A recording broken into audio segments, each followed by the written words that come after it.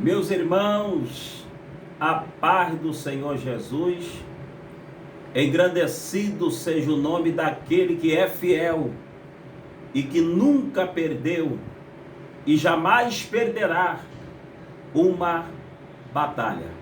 Estou feliz, estou grato por mais uma noite de bênção, de vitória, de poder e de unção. Acabando de chegar do culto este, aonde Deus falou poderosamente por intermédio de uma palavra revelada, no qual todos saíram saltitantes debaixo da graça e do poder de Jeová. Pois bem, eu entrei aqui porque hoje à tarde eu dei uma saída e quando cheguei, o Senhor Deus começou a palestrar comigo algumas coisas. Eu costumo dizer que eu tenho muita coisa para passar para os irmãos, devido às experiências que Deus me deu, mesmo nessa minha pouca idade. Mas como em um vídeo vai ficar muita coisa, então será impossível passar tudo num vídeo só. Mas eu separei aqui algumas coisas que Deus colocou no meu coração, para falar para alguém que está do outro lado aí da tela, no qual vai receber muito de Deus, pelo intermédio de duas experiências, aliás, de 4 experiências que eu vou compartilhar com vocês nessa noite. 2 são maravilhosas, outras 2 não são muito boas, mas que me serviram muito para me ajudar no ministério no qual Deus me concedeu nos dias de hoje. Mas eu também quero adiantar para você uma coisa, não pense você que quando eu for mencionar a 3ª e a 4ª experiência, não distorçam as minhas palavras como se fosse um desabafo, ou como se fosse um coração de alguém revoltado, magoado, nada disso. Eu vou lhe passar na íntegra e na realidade, como tudo que eu passei na minha jornada teve um grande proveito da parte de Deus.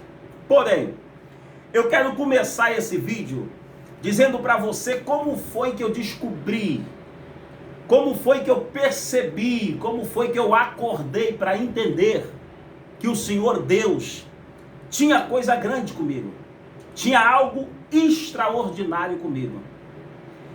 Eu vou começar contando para você uma experiência de quando eu tinha não mais do que isso, entre 10 e 11 anos de idade. Eu me lembrei hoje que a gente trabalhava com o nosso pai. O meu pai, ele era peixeiro. Se eu não me engano, ele ficou nessa profissão mais de 45 anos. Agora, por conta da idade, né, e da sua saúde, não pode mais trabalhar nesse ramo. Mas a gente fomos criados com isso. E quando eu tinha a idade de 10 para 11 anos, eu me lembro que eu tinha descido o Morro do Guarabu, a gente morava na comunidade na Ilha do Governador, a banca de peixe dele ficava lá perto da pista, próximo ali ao corpo de bombeiro, e ele sempre saía na parte da tarde para buscar mais mercadoria, ou seja, na beira da praia, e buscar o peixe ali com os pescadores fresco, peixe fresquinho. E ele tinha o hábito de me deixar tomando conta da banca. Quando eu estava com meu irmão mais velho, que era o Oziel, era maravilha. Quando ele me deixava sozinho, para mim era o túmulo, porque mesmo eu não questionando e não falando, eu não suportava ficar sozinho. Por causa da perseguição, que eu te conto em outro vídeo que eu passava, sempre vi uns garotos lá de uma comunidade chamada Maruim, e vinha, tentava ali roubar, tentava ali me amedrontar, e eu não gostava. Quando meu pai saía, eu passava por esse sufoco, mas eu era uma criança muito calada, eu ficava calado. Nesse dia, eu me lembro que estava muito frio. Era uma tarde, não me lembro a data, o dia da semana que era, eu sei que era numa tarde. E eu tinha o hábito, eu era muito magro, eu não tenho nenhuma fotografia daquela época, mas a minha família lembra muito bem disso, eu era muito magro. Lembra aquele magro que dava dó?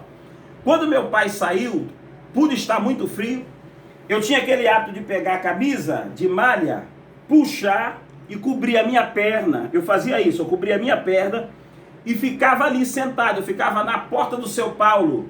Tinha uma loja que era uma mercearia, eu ficava na porta do Seu Paulo, sentava ali, pegava a camisa, cobria a minha perna e ficava ali morrendo de frio e tomando conta da banca até o meu pai chegar da praia. Um certo dia, eu me lembro como se fosse hoje, sobe a calçada assim um senhor de moto. Esse senhor devia ter uns 45, 50 anos, pela minha ideia aqui, o que eu consigo basear, calcular. Ele subiu aquela calçada, entrou numa lanchonete que tinha do lado, olhou para mim e fez assim. Eu fiquei com mais receio ainda, porque o meu pai sempre dizia, se alguém chamar, você não vai. Mas eu, por incrível que pareça, eu não senti nada de ruim, me levantei e fui ver o que ele queria. Ele me pegou no colo e me colocou em cima do balcão da lanchonete. Eu me lembro que no balcão tinha polenguinho, bala house, um monte de doces, coisas assim. E aquele homem olhou e disse assim para mim, escolhe o que você quiser. Eu tímido, com vergonha, eu disse assim para ele, não quero nada não, já comi, graças a Deus já comi, meu pai me deu comida, já comi. Ele, não, escolhe o que você quiser, eu estou fazendo isso aqui para você de coração. Aí eu peguei e falei, meu Deus, cheio de vergonha, né? Falei, eu quero um polenguinho, escolhi um polenguinho, escolhi uma bala house. Aí ele falou, quer mais o que? Eu falei, me dá um refrigerante, escolhi uma Coca-Cola e fui escolhendo algumas coisas.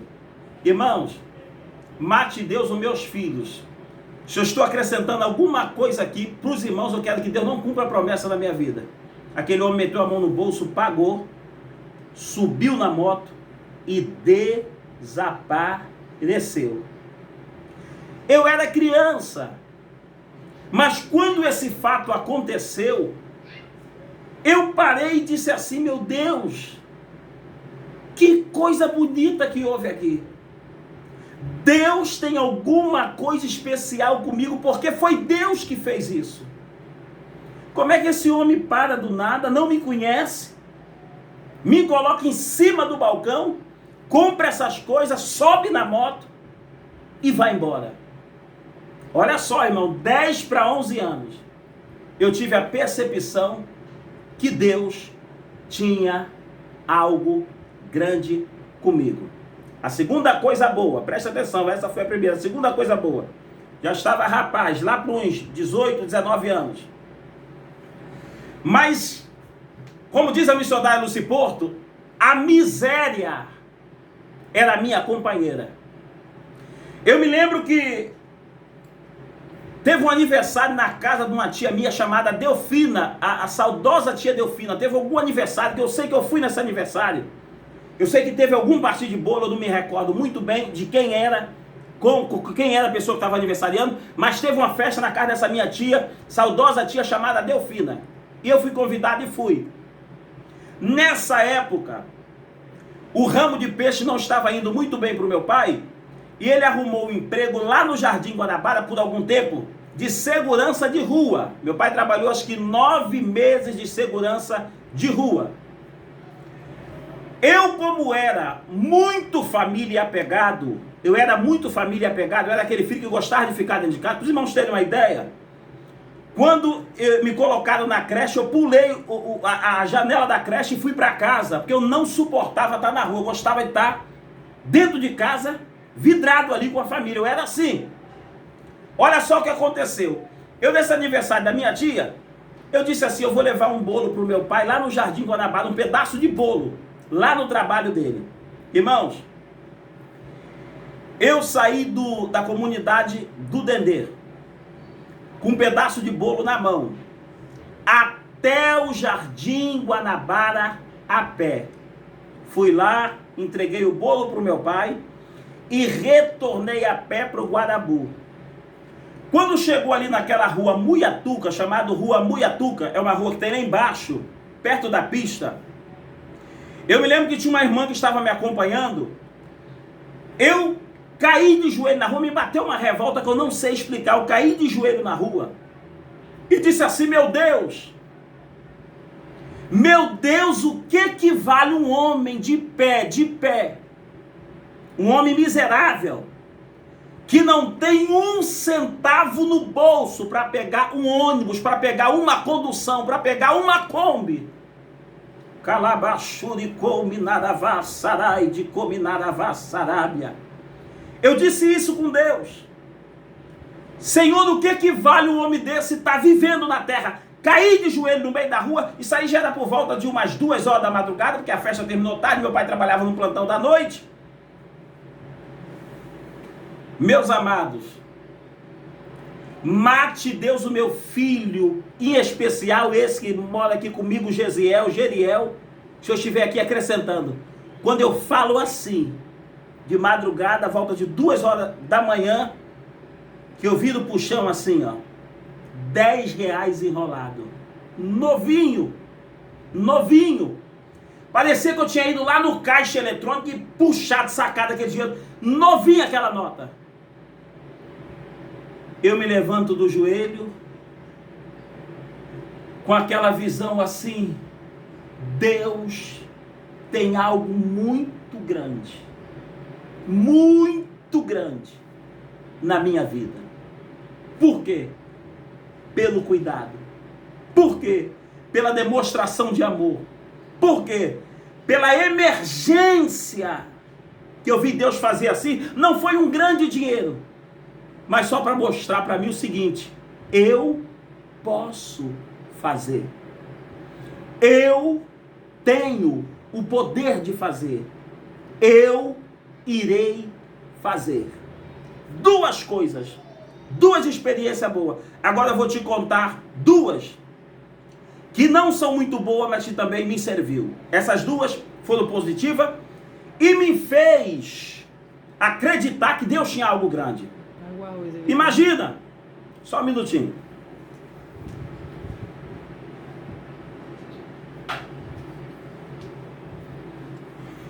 Imagine quem é a pessoa. Fui apagar o arroz, irmão. Imagine quem é a pessoa que vai fazer uma oração dessa ousada e sem imaginar aparecer R$10 no chão.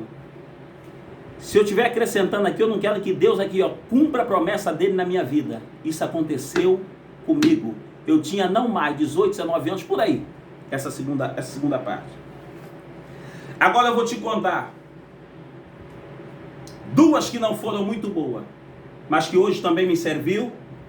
E eu espero que os irmãos que vão assistir esse vídeo, mais uma vez eu vou tornar a dizer, não tenha isso como revolta. Eu estou falando isso por ódio, porque eu estou revoltado. Não, tira isso da sua cabeça. Hoje eu agradeço a Deus pelo que aconteceu. Eu me lembro que quando Deus permitiu eu sair de Nova Iguaçu e voltar para a Ilha do Governador, eu fui dirigir um culto em uma determinada laje. Por incrível que pareça, eu estava passando uma fase muito difícil na minha vida, que nem eu mesmo estava disposto a querer dirigir culto pelo momento e pelo cenário que eu estava atravessando.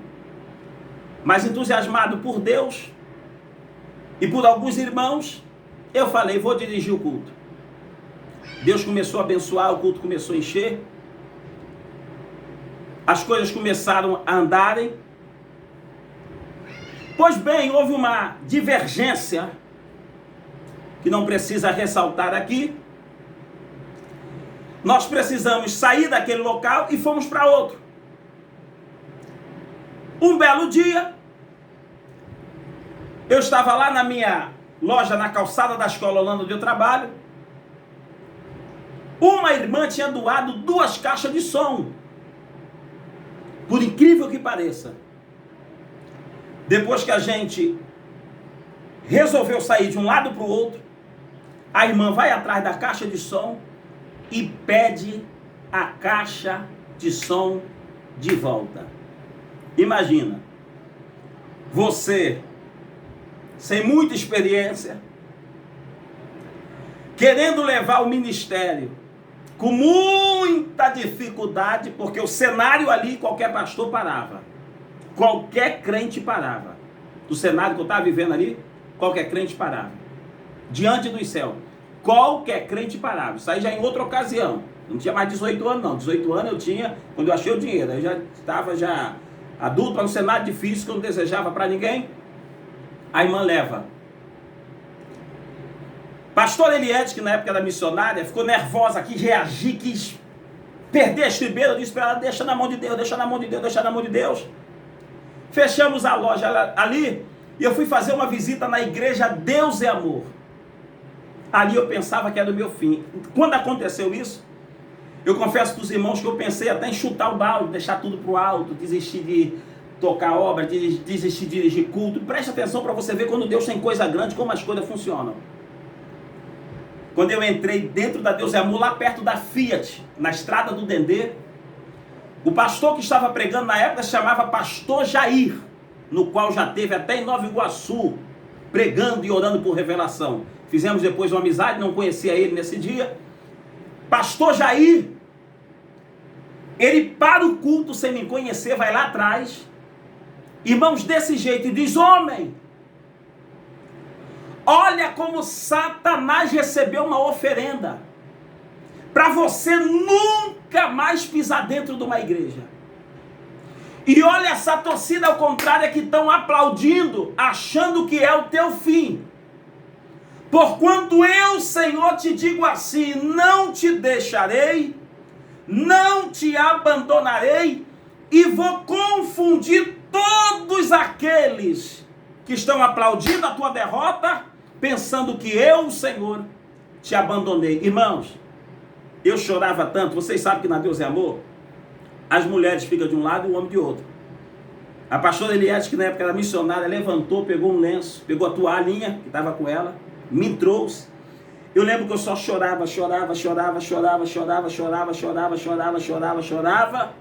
Lavei a minha alma e saí dali renovado por Deus. Olha que coisa linda. Saí renovado por Deus. Fomos tocar o culto. Começamos na garganta, tocando. Até que Deus levantou a capital, a gente foi na loja, compramos outra caixa de som, levamos aquela obra por um bom tempo. Quando saímos de lá, passamos para a mão de um pastor, demos o bebedouro, demos a caixa de som, demos as cadeiras, deixamos a congregação montada e viemos embora. O que eu quero dizer para você, escuta bem, que quando Deus tem coisa grande para você, na sua vida, vai acontecer tanto coisa positiva, quanto coisa negativa também. Mas escuta bem, tanto na hora da positividade, e quando surgir a negatividade, Deus também estará com você. Preste atenção. Vamos para Nova Iguaçu. E Nova Iguaçu retornando, iniciamos outra obra. Alguém diz para mim, senti de Deus, e dou uma bateria. A gente recebe a bateria, a obra começa a crescer, a obra começa a expandir. Depois de 8 meses de doada a bateria, recebo uma notícia. O jovem vai na porta da igreja pedindo a bateria de volta. Assim como eu entreguei a caixa de som, fui lá dentro da igreja, peguei a bateria, peguei a nota fiscal e entreguei a bateria para o jovem que doou e disse: foi para mim ou foi para Deus? Ah, foi para Deus. Não, não foi para Deus, foi para mim.